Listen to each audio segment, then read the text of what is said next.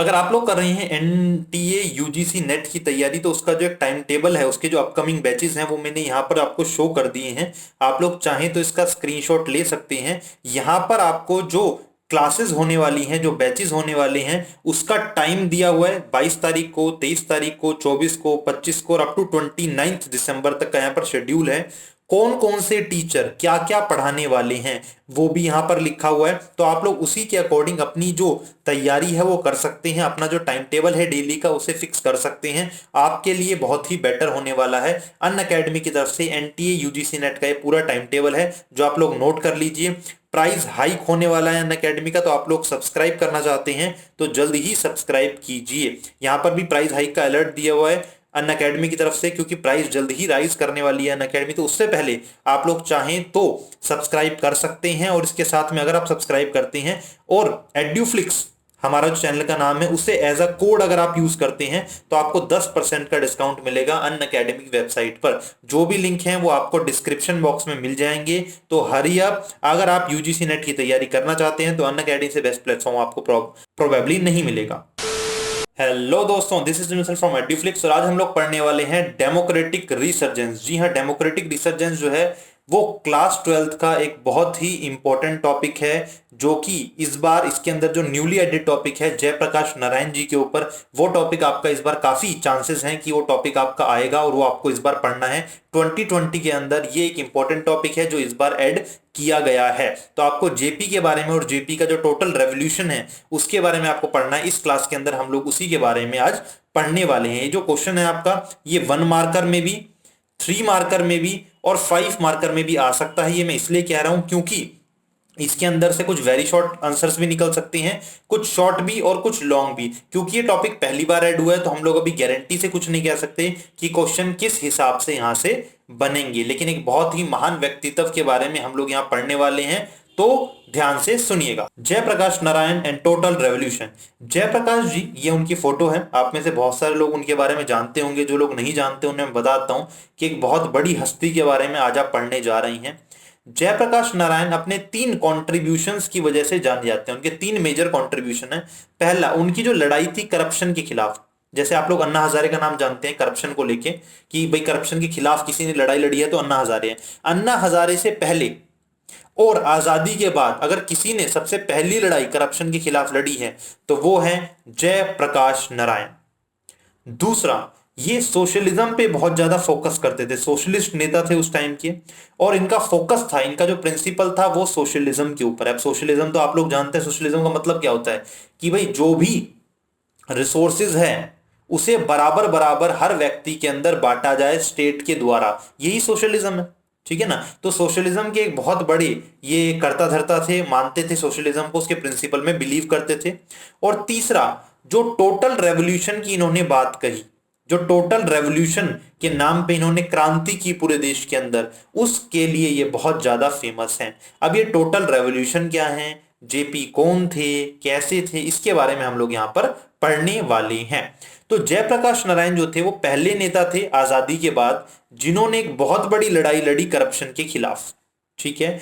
इनके जो आंदोलन था उसके अंदर यूथ ने पार्टिसिपेट किया, खासकर गुजरात में और बिहार में तो इसका बहुत ज्यादा असर पड़ा, बहुत ज्यादा।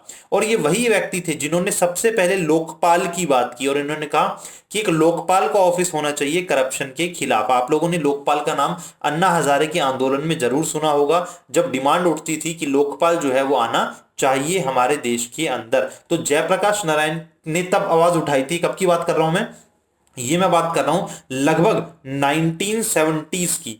तो 1970s के बाद से अब तक लगभग 2012 तक कोई लोकपाल हमारे देश में नहीं आया था। उसके बाद अन्ना हजारे ने दोबारा आंदोलन किया, एक बड़े लेवल पर, जेपी जितना बड़ा आंदोलन उन्होंने खड़ा किया और फिर लोकपाल की जो मांग है वो दोबारा से उठाई गई, ठीक है। अभी क्या हाल है लोकपाल का वो सब लोग जानते हैं कि सरकार ने लोकपाल बिल तो पास कर दिया, लेकिन उसमें से कई तरह के अमेंडमेंट कर दिए और आज तक हमारे देश में प्रॉपरली लोकपाल का ऑफिस सेटअप नहीं हो पाया है, ठीक है जी। अगर जिनको ये नहीं पता लोकपाल क्या है तो लोकपाल के बारे में कभी वीडियो बना सकते हैं हम लोग। लोकपाल बेसिकली एक ऑफिस है जो करप्शन के चार्जेस को लेके किसी को भी इंस्पेक्ट कर सकता है। Even if want he can investigate against the prime minister of India और the chief minister of any state.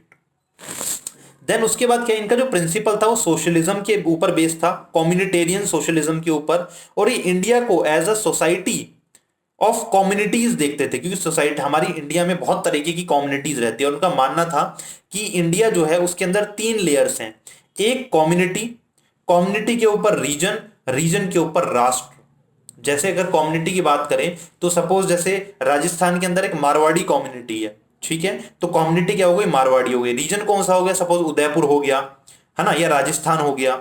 और राष्ट्र क्या है, इंडिया हो गया। तो इन 3 चीजों से इनका मानना था कि देश तैयार होता है और एक ट्रू फेडरेशन जो है वो तैयार होती है।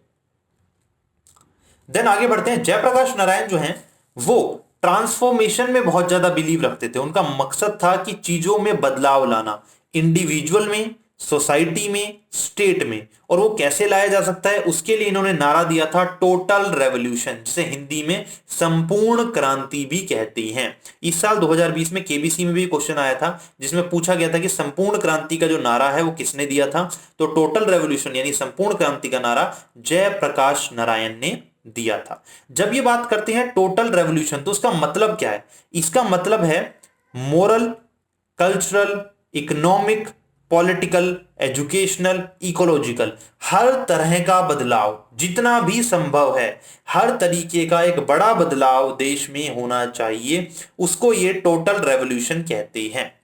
इसमें इन्होंने एक बात कही थी, right to recall. Right to recall जिनको नहीं पता मैं बता देता हूं, राइट टू रिकॉल क्या है। राइट टू रिकॉल का मतलब होता है सपोज आप किसी नेता को 5 साल के लिए भेज चुनते हो, ठीक है, अब 2 साल के अंदर ही हमें पता चल गया भाई इसके बस की काम करना नहीं है, तो जयप्रकाश नारायण का कहना था कि अगर 2 साल में आपको पता चल गया तो कुछ ऐसा प्रावधान होना चाहिए, कोई ऐसी चीज होनी चाहिए जिसके जरिए वो जो लोग हैं, वो जो जनता है, उसे 5 साल इंतजार ना करना पड़े। अगर वो चाहे तो उस पर्सन को 2 साल में ही रिकॉल कर सकती है, वापस बुला सकती है और दोबारा से उस एरिया में इलेक्शन करवा सकती है। इसे कहा गया राइट टू रिकॉल। इसके अलावा जो जयप्रकाश नारायण थे उन्होंने विलेजेस पे बहुत फोकस किया, मोहल्ला समिति इस पे फोकस किया। उनका मानना था कि ये बहुत ज्यादा इंपॉर्टेंट रोल प्ले करती हैं किसी भी डेमोक्रेटिक पॉलिटिक्स के अंदर। उनका मानना था कि जो लोग सरकार में काम करते हैं, जो लोग ईमानदार लोग हैं, ठीक है ना, सोसाइटी के अंदर, उन लोगों को पॉलिटिक्स के अंदर आना चाहिए और पॉलिटिक्स को साफ करना चाहिए। इसके अलावा जो जयप्रकाश नारायण है उन्हें माना जाता है कि उनका जो ट्रांसफॉर्मेशन है, जयप्रकाश नारायण कहते हैं कि जो ट्रांसफॉर्मेशन है वो कहां से शुरू होगा, ट्रांसफॉर्मेशन जो है वो इंसान से शुरू होगा, मैन से शुरू होगा, ठीक है जी। और मैन जो है वही असली रियल कैटलिस्ट है अगर आप भारत को बदलना चाहते हो। तो यानी कि अगर आप भारत को बदलना चाहते हो तो उसके लिए जरूरी है कि पहले इंडिया की सोसाइटी को बदला जाए। अगर इंडिया में हर व्यक्ति बदल गया तो इंडिया अपने आप बदल जाएगा। ऐसे महान व्यक्ति थे जयप्रकाश नारायण। कभी इसके बारे में मैं डिटेल में लेक्चर जरूर दूंगा कि जयप्रकाश नारायण ने क्या क्या किया था, क्या नहीं किया था। एक बहुत बड़ा आंदोलन उन्होंने खड़ा किया था उस टाइम पे, और इंदिरा गांधी को सीधी चुनौती दी थी जब इन्होंने कहा था कि सिंहासन खाली करो और जनता आती है। और डायरेक्ट इनकी जो चुनौती थी वो इंदिरा गांधी से थी, इंदिरा गांधी के रूल से थी। और इन्हें इमरजेंसी के दौरान इन सबको अरेस्ट भी कर लिया गया था, ठीक है। और उसके बाद जब इमरजेंसी से बाहर आए तो जयप्रकाश नारायण का आंदोलन और बड़ा हुआ और इंदिरा गांधी को अपनी सीट छोड़नी पड़ी। फाइनली एक प्रधानमंत्री, पहली बार ऐसा हुआ देश में कि कांग्रेस का कोई प्रधानमंत्री अपनी सीट से हारा था।